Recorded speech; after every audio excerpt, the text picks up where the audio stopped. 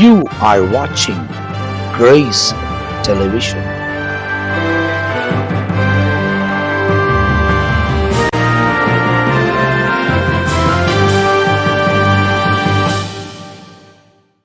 ஆண்டவரும் அருமை இரட்சகராக இயேசு கிறிஸ்துவின் நாமத்தினால் உங்கள் யாவருக்கும் என் அன்பின் வாழ்த்துக்களையும் ஸ்தோத்திரங்களையும் நான் தெரிவித்துக் கொள்கிறேன். தேவனுடைய பெரிதான கிருபையால் நித்திய ஜீவன் என்ற இன்னொரு பகுதியில் நாங்கள் உங்களை சந்திப்பதிலே மிகவும் மகிழ்ச்சி அடைகிறோம். நித்திய ஜீவன் நிகழ்ச்சி தொடர்ச்சியாக உங்களுக்கு வழங்கப்பட்டு வருகிறது. வாரத்துக்கு 2 முறை இவைகள் மாலை 7 மணிக்கு உங்களுக்காக ஒளிபரப்பப்படுகிறது. ஏன் நித்திய ஜீவன் என்ற தலைப்பில் ஆரம்பித்தோன்னா ஆவியானவர் உணர்த்தினார். அவர் ஆலோசனையின்படி இந்த நிகழ்ச்சி உங்களுக்காக தொடர்ச்சியாக வழங்கப்பட்டு வருகிறது. கடைசி நாட்களின் கடைசி பகுதியில் நாம் வாழ்ந்து கொண்டிருக்கிறோம். மரணங்கள் அங்கங்கே நேரிடுகிறது. எந்த வயதிலும் மரணம் மனிதனை சந்தித்து கொண்டிருக்கிறது. ஒன்று, இந்த உலகத்தில் மறிக்க வேண்டும், இல்லையானால் எக்கால சத்தம் கேட்டு மறுரூபமாக்கப்பட்டு மத்திய ஆகத்தில் சேர்க்கப்பட வேண்டும். இது 2 காரியமும் எப்போ நடக்கும் என்பது யாருக்குமே தெரியாது. 2ல் ஏதாவது ஒன்று நடக்கிறப்ப நாம் உண்மையிலேயே தேவனுடைய இரத்தத்தினால் கழுவப்பட்டு அவருக்கு ஏற்ற வாழ்க்கை இந்த உலகத்தில் வாழ்ந்திருந்தால்தான் இந்த நித்திய ஜீவனை நம்மால் சுதந்திரிக்க முடியும். அப்போ நித்திய ஜீவனை சுதந்திரிப்பதுக்கு என்னெல்லாம் செய்யணும், நம்ம என்ன மாதிரி இருக்கணும் என்பதை தொடர்ந்து இதில் ஆராய்ந்து வருவதற்கு தேவன் நமக்கு உதவி செய்கிறார். நம்மத்தில் பிஷப் ரெவரண்ட் பென்னி எஸ்ஐ அவங்க நிறைய காரியத்தை வேதத்திலிருந்து ஆராய்ந்து நம்மோடு கூட இந்த நித்திய ஜீவனை குறித்து பகிர்ந்து வருகிறதை நாம் பார்க்கிறோம். போன எபிசோடில் நம்ம பார்க்கும்போது மத்தேயு எழுதின சுவிசேஷம் 25ஆம் அதிகாரம் 46ஆம் வசனத்தை நாம் மையமாய் கொண்டு தான் பேசினோம். அதே வசனம் மையமாய் கொண்டு தான் தொடர்ந்து நம்ம முன்னப்புறம் போகிறோம். காரணம், நீதிமான்களுக்கு தான் அந்த நித்திய ஜீவனை சுதந்திரிக்க முடியும் என்பது இந்த வசனத்தில் துல்லியமாக சொல்லப்பட்டிருக்கு. அப்படி வரும்போது சங்கீதம் 92:12 எழுதப்பட்டிருக்கிறபடி, 1 கேதுருவை குறித்து சொல்லப்பட்டிருக்கு. இன்னொன்று பனைமரம். முதலாவது பனைமரம் போல செழிப்பார்கள், கேதுருவை போல் வளர்ந்திருப்பார்கள் என்பதாய் அந்த வசனத்தில் சொல்லப்பட்டது. அப்போ நீதிமான்கள் இப்படி இருப்பாங்கன்னு சொல்லப்பட்டது. போன எபிசோடில் இந்த பனைமரத்தை குறித்து ஏராளமான காரியத்தை நம்ம மத்தியில் பாஸ்டர் அவங்க பேசினாங்க. அந்த கேதுருவை குறித்து கேள்விப்படும் போது ஏன் அந்த கேதுரு மரம் நீதிமானுக்கு ஒப்பாக சொல்லப்பட்டிருக்கு அப்படின்ற போது அடுத்த எபிசோடில் நம்ம பார்ப்போம்னு சொல்லியிருந்தோம். அதனால் இந்த எபிசோடில் அதை குறித்து நாம் தியானிக்க போகிறோம். இந்த நிகழ்ச்சியில் எங்களோடு கூட நீங்கள் இணைந்திருக்கிறதுக்காக ரொம்ப நன்றி பாஸ்டர். ரொம்ப ஆசீர்வாதமாக இருக்குது. இதை தொடர்ந்து தியானிப்பதுக்கு, இந்த வசனங்களை குறித்து ஆராய்வதற்கு தேவன் இரக்கம் பாராட்டுகிறார். இப்போ போன எபிசோடில் நம்ம பார்த்த மாதிரி பனைமரத்தை குறித்து ஏராளமான காரியத்தை சொன்னீங்க. ஏன்னா பனைமரத்தில் எந்த பகுதி வீணாகிறதுல எல்லாமே உபயோகத்தில் இருக்குது. அதுபோல் ஒரு நீதிமான் இருப்பான், அவன்கிட்ட இருக்கிற எதுவுமே வீணாகாது. கர்த்தர் அவனை அப்படி செழிப்பாய் மாற்றுகிறார் என்பதை. அடுத்தது கேதுருவை குறித்து சொல்லப்பட்டிருக்கு. இந்த கேதுரு நீதிமானுக்கு ஒப்பாக சொல்லப்பட்டிருக்கு. ஏன்னா நீதிமான்கள் தான் நித்திய ராஜ்யத்தை சுதந்திரிக்க முடியும். அதுக்கு தான் இந்த நீதிமான் என்ற அந்த பாடத்தை நம்ம உள்ளே கொண்டு வரோம். அப்போ இந்த நீதிமான் ஏன் கேதுருக்கு நேராக சொல்லப்படுகிறான்? கேதுருடைய மகத்துவம் என்ன? சங்கீதம் 92வது சங்கீதம் 12வது வசனத்தை பார்க்கும்போது, நீதிமான் பனையை போல் செழித்து, முதலாவது செழிப்பு, 2வது லீபனோடில் உள்ள கேதுருவை போல வளருவான். ஒன்று செழிப்பு, இன்னொன்று வளர்ச்சி. அப்போ நீதிமான் ஒரே மாதிரி இருக்க மாட்டான், அவருடைய வாழ்க்கையில வளர்ச்சி இருக்கும் என்பதற்கு இது ஆதாரமாக இருக்குது. அடுத்த வசனத்தை பார்க்கும்போது அதே 92வது சங்கீதம் 13வது வசனத்தில், கர்த்தருடைய ஆலயத்திலே நாட்டப்பட்டவர்கள் எங்கள் தேவனுடைய பிரகாரங்களில் செழித்திருப்பார்கள். இப்போ பாருங்க, அங்க வளர்ச்சி செழிப்பு 2 பார்த்தோம். இங்க பார்த்தீங்கன்னா நாட்டப்பட்டவர்கள் செழித்திருப்பார்கள். நடப்பட்டவர்கள் அப்படின்னாக்கா நடப்பட்டவர்கள் ஆலயத்தில் நடப்பட்டவர்கள். ஆமா, அப்ப தேவனுடைய ஆலயம் முக்கியத்துவப்படுத்தப்படுகிறது. ஒரு நீதிமான் என்றால் அவன் தேவனுடைய ஆலயத்துக்கு உடன்பட்டவனாய் இருப்பான், நாட்டப்பட்டவனாய் அவன் இருப்பான். இதை குறித்து நாம் எசேக்கியேல் 17வது அதிகாரத்தை திருப்பிக் கொள்ளலாம். 17வது அதிகாரம் 22வது வசனத்தை பாருங்களேன். கர்த்தராகிய ஆண்டவர் சொல்லுகிறது என்னவென்றால், நான் உயர்ந்த கேதுருவின் நுனி கிளைகளில் ஒன்றை எடுத்து, அங்கே நன்றாய் கவனித்து பாருங்க. கேதுரு மரத்தை பற்றி சொல்லுது. நுனி கிளைகளில் ஒன்றை எடுத்து அதை நடுவேன். அங்கே சங்கீதத்தில் என்ன பார்த்தோம்? நாட்டப்பட்டவர்கள் அப்படின்னு பார்த்தோம். நடுறாராம். அது வசனத்தின்படி பார்த்தா இப்போ கேதுரு மரத்தை ஒரு விசுவாசிக்கு அல்லது நமக்கு ஒப்பிட்டு சொல்லலாம். நம்ம ஆண்டவர் கொண்டு போய் எங்க நடுறாருங்க? தேவனுடைய ஆலயத்திலே நடுகிறார். ஆகவே நான் அதை என்ன செய்வேன் அப்படின்னு கேட்டா, அதை நடுவேன், அதன் இளங்கிளைகளில் உள்ள கொழுந்துகளில் இலசாயிருக்கிற ஒன்றை கொய்து. அப்ப என்ன அர்த்தம்? ஏதோ ஒரு பெரிய கிளை கிடையாது, ஒரு இலசா இருக்க ஒரு கிளையை கொய்து அப்படின்னு சொன்னா, கடைசியில் இருக்கிற இலசான ஒரு கிளையை கொய்து அதை நான் என்ன செய்வேன்? அதை உயரமும் உன்னதமான ஒரு பர்வதத்தின் மேல் நாட்டுவேன் அப்படின்னு வசனம் இருக்கு. உதாரணமா மரத்துல ஒட்டு மரம்னு சொல்லுவாங்க, அந்த கிளையை கட் பண்ணி இன்னொன்று என்ன செய்யுது? ஒட்ட வைக்கிறது. ஆனால் இங்கே என்ன செய்கிறாரு? கேதுரு மரத்தில் இருக்கிற ஒரு இளம் கிளை, உச்சியில் இருக்கிற அந்த இளம் கிளை, அந்த கொஞ்சம் ஒன்றை கொய்து கொண்டு வந்து உயரமான இடத்துல நான் ஒரு சின்ன ஒரு இலையை கொண்டு வந்து ஒரு மலையின் மேலே நடுவேன் அப்படின்றார்.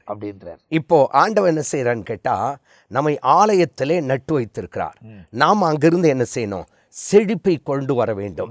இப்போ அந்த எலச கொண்டு வந்து தான் என்ன பண்றாராம்? அதுல தெளிவா சொல்லப்பட்டிருக்குது. என்னன்னு கேட்டா, நான் உயர்ந்த கேதுருவின் நுனிக்கிளைகளில் ஒன்றை எடுத்து அதை நடுவேன். அப்போ அது நட்டு வச்ச உடனே அது எப்படி வளர்கிறது என்பதை குறித்து பார்க்கும் பொழுது இது பெரிய அளவில் வளருது. அப்போ அந்த இளம் கிளை அல்லது அந்த கொய்து கொண்டு வர்றார் பாருங்க, அதை கொண்டு வந்து நட்டா அது ரொம்ப மிகவும் பெரிய மரமாக வளருகிறது. அதற்கு என்ன ஆதாரம் என்று கேட்டால், என்னாகமும் 24வது அதிகாரத்தை சற்று எடுத்துக்கொள்வோம். என்னாகமும் 24வது அதிகாரத்தில் 6வது வசனத்தை நாம் வாசித்து பார்ப்போமே. அவைகள் பரவி போகிற ஆறுகளைப் போலவும் நதியோரங்களில் உள்ள தோட்டங்களைப் போலவும் கர்த்தர் நாட்டின சந்தன மரங்களைப் போலவும் தண்ணீர் அருகே உள்ள கேது விருட்சங்களைப் போலவும் இருக்கிறது. இப்போ இது எப்படி இருக்கான்? கேதுரு விருட்சமா மாறிடுது. எடுத்தது என்னங்க? ஒரு இலை சின்னது, இளம் கிளை. ஆமா, அதை கொண்டு வராரு, நாட்டுறாரு. இப்போ அது எங்க இருக்கான்? அதாவது தண்ணீர் அருகே உள்ள கேதுரு விருட்சங்களை போல இருக்குது. அப்போ தண்ணீர் அருகாமையில் இருந்தால் எப்படி இருக்குங்க? செழிப்பாதான் இருக்கும். ஏன்னு கேட்டால் அதற்கு வறட்சியே இருக்காது. காரணம் என்ன கேட்டால் தண்ணீர் ஓரமாக இருக்கு. அப்போது நீர்க்கால்களின் ஓரமாய் நடப்பட்டு தன் காலத்தில் தன் கனியை கொடுத்து இலையுதிராதிருக்கிற மரங்களைப் போல் இருப்பான், அவன் செய்வதெல்லாம் வாய்க்கும் அப்படின்னு சொல்லிட்டு சங்கீதத்தில் நாம் வாசிக்கின்றோம். அப்போ இது என்ன, எப்படி வளருது? கேதுரு ஆண்டவர் தான் கிள்ளி எடுக்கிறாரு, ஆண்டவர் தான் நடுறாரு. நட்ட உடனே அது எங்க இருக்கான்? நீர்க்கால்களின் ஓரமாய் நடப்பட்ட ஒரு மரத்தை போல. அதனால்தான் தண்ணீர் அருகே உள்ள கேதுரு விருட்சங்களை போல இருக்கிறது. அது வளருது. அப்படி வளருது அப்படின்னு சொன்னால் எப்படி பெருசாக வளருது என்பதை குறித்து பார்ப்போம் என்று சொன்னால், இங்கே ஒரு வசனம் 2 சாமுவேல் 7வது அதிகாரத்தை எடுத்துக்கொள்ளலாம். 2 சாமுவேல் 7வது அதிகாரத்தில் அந்த வளர்ச்சி எப்படி இருக்குது என்பதை குறித்து 2வது வசனத்தில் பாருங்க. ராஜா தீர்க்கதரிசியாகிய நாத்தானை நோக்கி, பார், கேதுரு மரங்களால் செய்யப்பட்ட வீட்டிலே நான் வாசம் பண்ணும்போது தேவனுடைய பெட்டி திரைகளின் நடுவே வாசமாக இருக்கிறதே என்றான். அப்போ இவர் வாசம் பண்ற இடம் எதுங்களாம்? இவர் எங்க வாசம் பண்றாருங்களாம்? ராஜா தீர்க்கதரிசியாகிய நாத்தானை பார்த்து, கேதுரு மரங்களால் செய்யப்பட்ட வீட்டிலே நான் வாசம் பண்ணுகிறேன். இப்போ இந்த சின்ன மரம் என்னவா மாறிடுச்சுங்க? சின்ன மரம் மாறிடுச்சு. ஆமா, ஒரு வீடு கட்டக்கூடிய அளவிற்கு அது பெரிய மரமாயிடுச்சு. நம்ம கற்பனை பண்ணி பார்ப்போமே, அந்த ஒரு மரத்தின் நுனியிலே கிள்ளப்பட்டதான ஒரு கேதுருவின் கிளை இது எங்க நடப்படுகிறது? தண்ணீர் ஓரமாய், நீர்க்கால்களின் ஓரமாய் நடப்பட்ட பிறகு இது மிகவும் உயரமான மரமாக வளர்ந்துட்டு, இப்போ ராஜா சொல்றாரு என்னன்னு கேட்டா, நான் எங்க குடியிருக்கிறேன்? கேதுரு மரங்களால் செய்யப்பட்ட வீட்டிலே நான் வாசம் பண்ணும்போது தேவனுடைய பெட்டி திரைகளின் நடுவே வாசமாயிருக்கதே என்றார். அப்போ இந்த வசனத்தின் வழியாக நம்ம பார்க்கும்போது இந்த சின்ன கிளையானது இப்போ வளர்ந்து பெருசாகி அந்த மரத்தினால இப்போ என்ன கட்டியிருக்காங்க? வீடு கட்டியிருக்காங்க. அந்த அளவுக்கு ஒரு பெரிய வளர்ச்சி உண்டானதாக வசனத்தில் வாசிக்க. அப்போ என்னன்னு கேட்டால், அந்த சிறு நுனி அல்லது அந்த சின்ன ஒரு துண்டு இப்போ முதிர்ச்சி அடைஞ்சிடுச்சு. அதே போல தான் நம்முடைய வாழ்க்கையில் கூட நீதிமான்கள் என்ற பெயர் எடுக்கக்கூடிய அளவுக்கு முதிர்ச்சி நமக்கு வேண்டும். அப்போ முதிர்ச்சி இல்லைனாக்கா வளர்ச்சி இல்லைன்னு தான் அர்த்தம். அப்போது நட்டது நட்டமாடி இருந்துச்சுன்னா பிரயோஜனம் இல்லை. என்ன செய்யணும்? ஆண்டவருடைய வசனம் சொல்லப்பட்டது போல நம்ம எங்கே நாட்டப்பட்டிருக்கோம்? தேவனுடைய ஆலயத்திலே நாட்டப்பட்டது நிமித்தமாய் நம்முடைய ஆவிக்குரிய வாழ்க்கையில் கட்டாயம் படிப்படியாக ஒரு முதிர்ச்சி, முன்னேறுகிற அனுபவம், வளர்ச்சி நமக்கு காணப்பட வேண்டும். ஆகவே இங்கே பார்க்கும் பொழுது நல்ல ஒரு வளர்ச்சியை நாம் இங்கே பார்க்கிறோம். 1 கொரிந்தியர் 1 அதிகாரம் 7 வசனத்தை வாசிக்கலாமே. ஏன்னு கேட்டால், கேதுருடைய வளர்ச்சி எப்படி இருக்குது என்பதை நாம் இங்கே பார்த்து கொண்டு வருகிறோம். 1 கொரிந்தியர் 1 அதிகாரம் 7 வசனம். வரத்திலும் குறைவில்லாதவர்களாய் நம்முடைய கர்த்தராகிய இயேசு கிறிஸ்து வெளிப்படுவதற்கு காத்திருக்கிறீர்கள் என்ற அந்த வேத வசனத்தின்படி எந்த ஒரு குறைவும் இல்லாதபடிக்கு. குறைவு இருந்தால் வளர்ச்சி இருக்காது இல்லையா? அப்போது வளர்ச்சி தான் ஒரு நிறைவை நமக்கு கொடுக்கிறதா இருக்கிறது. ஆகவே நாம் என்ன செய்யணும்? கிறிஸ்துவுக்கு ஏற்றபடி வளர்ச்சி அடைகிறவளாக இருக்கணும். எப்போதும் பால் குடிக்கிற குழந்தைகளை போல இருக்கக்கூடாது. என்ற வசனத்தின்படி நமக்குள்ளே ஒரு வளர்ச்சியை கர்த்தர் பண்ணுறாரு, எதிர்பார்க்கிறார். இங்கே வசனத்திலே பார்க்கிறோம், கேதுரு மரம் நடப்பட்டது, அது நீர்க்கால்களின் ஓரமாய் இருக்கிறது, நன்றாக வளர்கிறது. துளிரை எடுத்து ஆண்டவர் மலைகள் நடுகிறார். அந்த மலை அந்த இடத்துல கூடாரமாய் மாடுகிறது. கூடாரம் என்று சொன்னால் வளர்ச்சி அடைந்து அறுத்து ஒரு வீடு கட்டக்கூடிய அளவுக்கு முதிர்ச்சி அடைந்த ஒரு கேதுரு மரமாய் காணப்படுகிறது. இப்போ நாம நீதிமான்களாய் இருக்கிறோம் என்று சொன்னால் நம்முடைய வாழ்க்கையிலும் ஒரு முதிர்ச்சி தேவைப்படுகிறது. இன்னொரு வசனத்தை வாசிக்கலாமே. உன்னத பாட்டு 5 அதிகாரம் 15 வசனம். அவர்கள் கால்கள் பசும் பொன் ஆதாரங்களின் மேல் நிற்கிற வெள்ளைக்கல் தூண்களைப் போல் இருக்குது. அவர்கள் ரூபம் லீபனோனைப் போலவும் கேதுருவைப் போலவும் சிறப்பாய் இருக்கிறது அப்படின்ட்டு வசனத்தில் வாசிக்கிறோம். அப்போது கேதுருவைப் போலவும் சிறப்பாய் இருக்கிறது. அப்போ கேதுரு எப்பேற்பட்டதுங்க? ஒரு சிறப்பான ஒன்று. அதை இங்கிலீஷில் எப்படி சொல்லியிருக்கு பாருங்க. His legs are pillar of marble, set on the base of the fine gold. His countenance is like a Lebanon, excellent as the cedar. அதனுடைய தெளிவான அர்த்தம் என்னங்க? எக்ஸலண்ட் அப்படின்னாக்கா கேதுரு மரத்தின் போல மேன்மையானது. ஆமேன். அப்போது கேதுரு மரம் ஒரு மேன்மையானதை போல நீதிமானம் எப்பேற்பட்டவனாக இருப்பான்?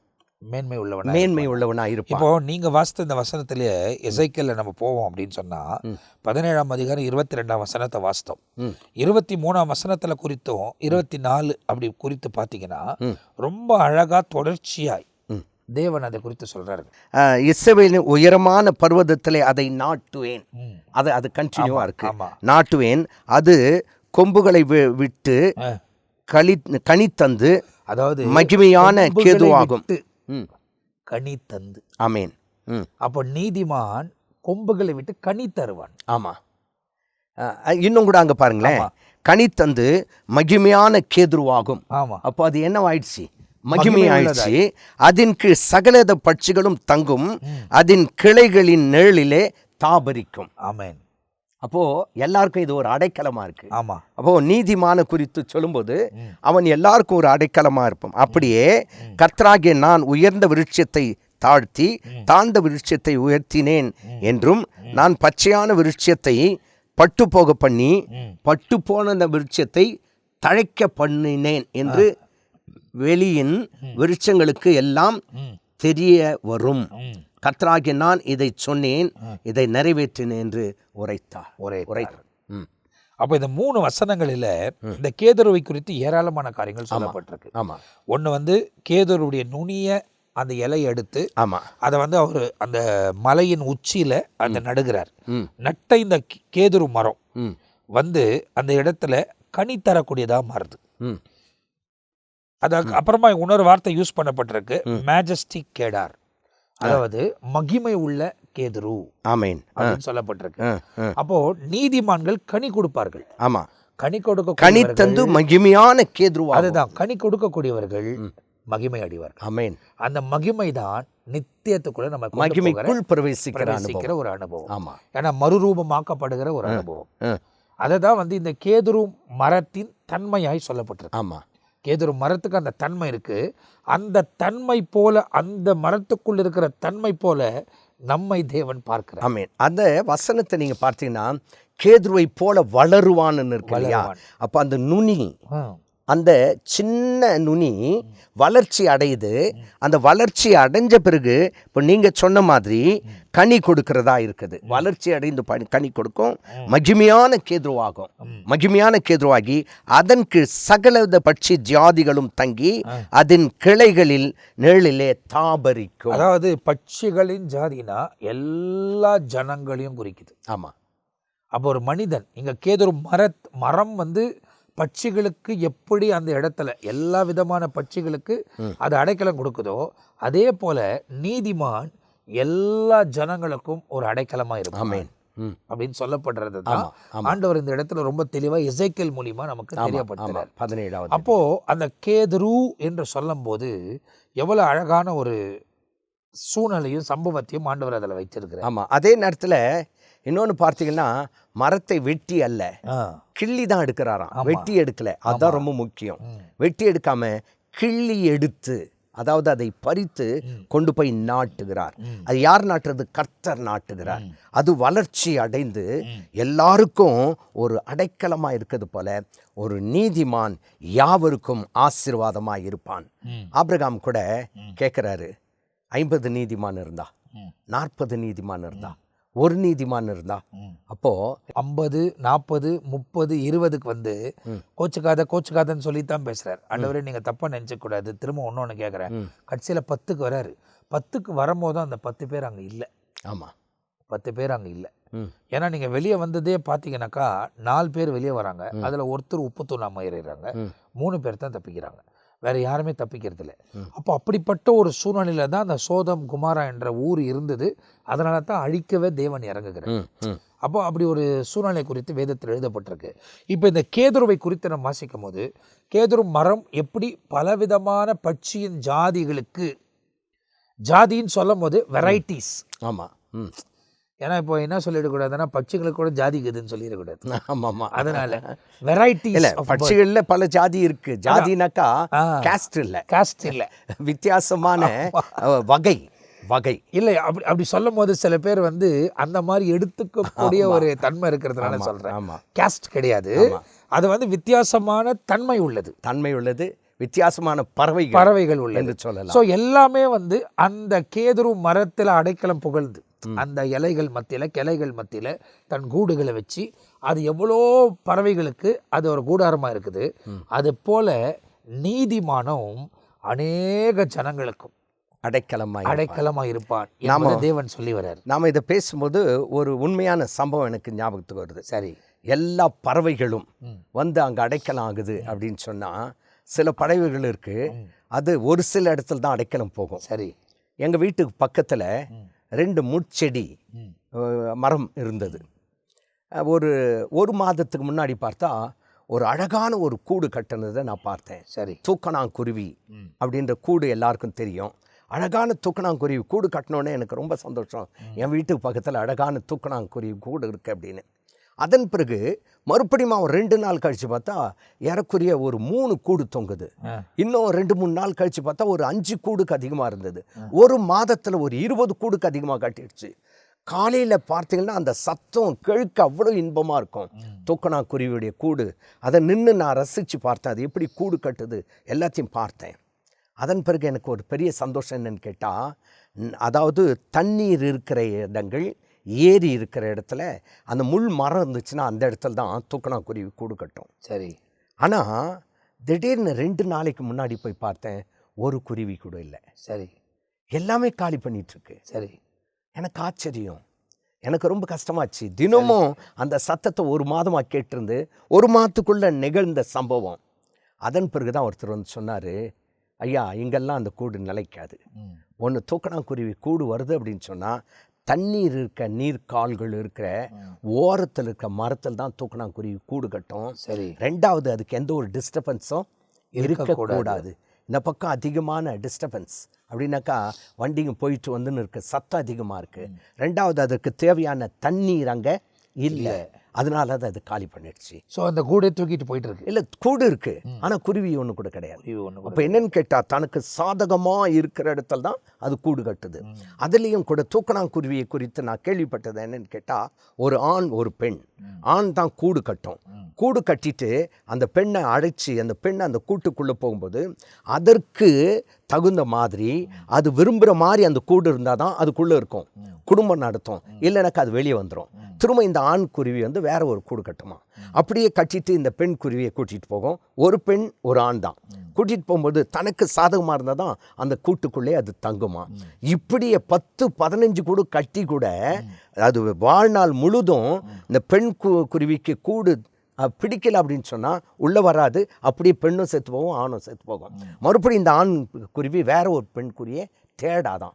அவ்வளவு குடும்ப வாழ்க்கையில் ஒரு அக்கறையோடு கூட குறித்து கூட ஒரு ஹிஸ்ட்ரி அப்படி இருக்கு, ஒரு சரித்திரம் இருக்குது. ஆனால் நான் பார்த்தது என்னன்னு கேட்டால், இங்கே பாருங்கள், நம்ம லீபனோன் மரத்தில் பார்த்தீங்கன்னா எல்லா பறவைகளும் அங்கே வருதான். ஆனால் இங்கே இந்த ஒரு பறவையை பார்த்தீங்கன்னா தனக்கு எது சாதகமாக இருக்கோ அந்த இடத்துல தான் அது என்ன செய்யுது, கூடு கட்டுது. அப்போ லீபனோன் மரமானது எல்லா பறவைக்கும் ஒரு சாதகமான ஒரு மரமாய் அது. அந்த மாதிரி நீதிமான்களை ஆண்டவர் வைப்பன். ஆமாம், எல்லாருக்கும் ஒரு ஆசீர்வாதம். நீதிமான்கள் உடைய அந்த கூடாரங்களிலே, நீதிமான்கள் இருக்கிற கூடாரங்களிலே அநேகர் வந்து அடைக்கலம் புகழ தேவன் உதவி செய்கிறார். அப்போ அவங்களை அப்படி நடத்துறேன்றார். அப்போ உலகத்தில் இருக்கிற வரையிலும் அவங்களுக்கு அப்படி ஒரு நடத்துதலும், ஆமாம், அதன் முடிவில் அவர்கள் நித்தியத்துக்குள் பிரவேசிக்கக்கூடியவர்களையும் தேவன் மாத்துகிறார். அப்போ அதுதான் நீதிமான்களை வாழக்கூடிய ஒரு தகுதி பெற்றவர்கள். ஆனால் இந்த நீதிமான்கள் தன் நீதியை வாழுகிற அந்த வழிகளை தக்க வைத்துக் கொள்ளணும். ஆமாம், அதனால தான் நம்ம இப்போ வாசித்தோம், நீதிமானின் கூடாரத்தில் நித்திய மகிழ்ச்சி தங்கியிருக்கும் என்று சொல்லி. அப்போ அந்த நித்திய மகிழ்ச்சி தங்கியிருக்கும் என்று சொல்லி 118வது சங்கீதத்தில் நாம் 118வது சங்கீதம் 15வது வசனத்தில் நாம் வாசித்தோம். அது என்னன்னு கேட்டால் அதை வாசிக்கலாமே, ஒரு முறையாய் நாம் வாசித்து விடலாம். 118வது சங்கீதம் 15வது வசனம். நீதிமானுடைய கூடாரங்களில் ரட்சிப்பின் கம்பீர சத்தம் உண்டு, கர்த்தரின் வலது கரம் பராக்கிரமம் செய்யும். நீதிமான்களின் கூடாரத்தில் நித்திய கம்பீர சத்தம் உண்டு. அப்போது ஒரு நீதிமான் எப்படி செழிப்பானா, கேதுரு மரத்தை போல அவன் செழிப்பான், வளருவான். அங்கே வசனத்திலே வாசித்தோம், பனையை போல செழித்து லீபனோனுடைய கரம் அங்கே பராக்கிரமம். ஆமாம், நீதிமான்கள் எப்படி இருப்பாங்களாம், கேதுருவை போல வளருவார்கள். இன்னைக்கு ஆவிக்குரிய வாழ்க்கையில் நமக்கு வளர்ச்சி வேணும். அதே நேரத்தில் நம்முடைய வாழ்க்கையில் தேவன் செழிப்பை அவர் கொடுக்கிறார். அதாவது பனைமரம் போல ஒரு செழிப்பும் கேதுரு மரம் போல ஒரு வளர்ச்சி நமக்கு இருக்கணும், நீதிமானுக்கு இருக்கிறது. அப்போது இன்றைக்கு நம்முடைய வாழ்க்கையில் 10 வருஷத்துக்கு முன்னாடி ரட்சிக்கப்பட்ட அந்த நாளில் இருந்த மாதிரியே இன்றைக்கும் இருக்கக்கூடாது.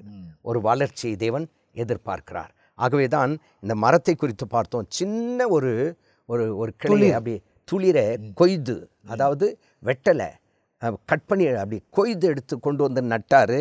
இது அப்படியே வளர்ந்த பிறகு அது பெருசான பிறகு பெரிய பெரிய மரமாய் கட் பண்ணி அதை ஒரு வீடு கூடாரத்தை செய்யக்கூடிய அளவுக்கு வளர்ந்து அந்த மரம் வந்து அநேக பறவைகளுக்கு ஒரு அடைக்கலமாய் அது வளர்கிறது போல ஒரு நீதிமான் இந்த கேதுருவை போல என்ன செய்யணும், செழிக்க வேண்டும் என்று சொல்லி ஆண்டவர் விரும்புகிறார். ஆகவே இந்த 20வது வசனத்தை ஒரு முறை வாசிக்கலாமே. கர்த்தரின் வாசல் இதுவே, நீதிமான்கள் இதற்குள் பிரவேசிப்பார்கள். This is the gate of the Lord, through which the righteous shall enter. ஆமென். கர்த்தரின் வாசல் இதுவே, நீதிமான்கள் இதற்குள் பிரவேசிப்பார்கள். அப்போ நீதிமான்கள் எதற்குள் பிரவேசிப்பாங்க, கர்த்தருடைய வாசலுக்குள் பிரவேசிப்பார்கள். வசனம் என்ன சொல்லுது, வாசல்களே உங்கள் தலைகளை, அதாவது கேதுருவை போல வளரக்கூடியவர்கள். ஆமாம், வளரக்கூடியவர்கள் கர்த்தரின் வாசலிலே அவருடைய வாசலில் பிரவேசிப்பாங்க. எப்படி பிரவேசிப்பார்கள், வாசல்களே உங்கள் தலைகளை உயர்த்துங்கள், அனாதி கதவுகளே உயருங்கள், மகிமையின் ராஜா உட்பிரவேசிப்பார். யார் இந்த மகிமையின் ராஜா? அவர் வல்லமுள்ள தேவன் என்று சொல்லிட்டெல்லாம் சொல்லப்பட்டிருக்குது. அப்போ யார் அந்த வாசலுக்குள்ள பிரவேசிப்பாங்க அப்படின்னு சொன்னா நீதிமான்கள் பிரவேசிப்பார்கள். கர்த்தரின் வாசல் இதுவே, நீதிமான்கள் இதற்குள் பிரவேசிப்பார்கள் என்ற வசனத்தின்படி நாமோ அவருடைய வாசலுக்குள் பிரவேசிக்கிற ஒரு நீதிமான்களாய் இருக்க வேண்டும் என்று தேவன் விரும்புகிறார். அது மட்டும் இல்லாமல் நாம சங்கீத பகுதியில் நீதிமான்களை குறித்து நிறைய வசனத்தை வாசம், இன்னும் கூட நிறைய வசனங்கள் இருக்குது. உதாரணமாக ஒரு 2 வசனத்தை மட்டும் சொல்லிட்டு, சங்கீதத்தில் நீதிமான்களை குறித்து சொல்லப்பட்டிருக்குது, நீதிமொழிகள்லையும் நீதிமான்களை குறித்து சொல்லப்பட்டிருக்குது. அப்போது சங்கீதத்தில் சொல்லப்பட்ட அந்த வசனங்கள் எல்லாம் அதிகமாக யார் சொல்லியிருக்கிறதுன்னு கேட்டால் தாவீது சொல்லியிருக்காரு. நீதிமொழிகளில் நீதிமான்களை குறித்து சொல்லப்பட்டிருந்தா அது யார் சொல்லியிருக்கணும்? சாலமோன் சொல்லியிருக்கணும். ஆனால் நீதிமான்களுடைய பட்டியலை பார்த்தா தாவீதுடைய பெயர் இருக்கு, சரி, ஆனால் சாலமோனுடைய பெயர் இல்லை. அப்போது நாம் ஒரு பாடத்தை கற்றுக்கொள்ள வேண்டும். இங்கே நீதிமான்களை குறித்து தாவீது சொல்லியிருந்தும், நீதிமான்களுடைய பட்டியலிலே அவர் வந்திருந்தும், தன்னுடைய மகன் நீதிமான்களோ என்று சொல்லி நீதிமொழியில் நிறைய அவர் சொல்லியிருக்கார். ஆனாலும் அந்த நீதிமான் என்ற பட்டியலுக்குள்ள அவர் வரல. அதாவது தகப்பன் பிரவேசிக்கிறார், பிள்ளை பிரவேசிப்பதில்லை. அதுக்கு காரணம், இவர் கடைசி மூச்சு வர தேவனை பின்பற்றினார், மனம் திரும்பின ஒரு வாழ்க்கையை வாழ்ந்தார். தப்பு பண்ணாத இல்லை, நிறைய தப்பு பண்ணி அவர் மனம் திரும்பி தேவனோட ஒப்புரவாகி, ஆனால் தேவனோடவே நடந்தார். அவர் துதி அவர் வாயில் எப்போதுமே.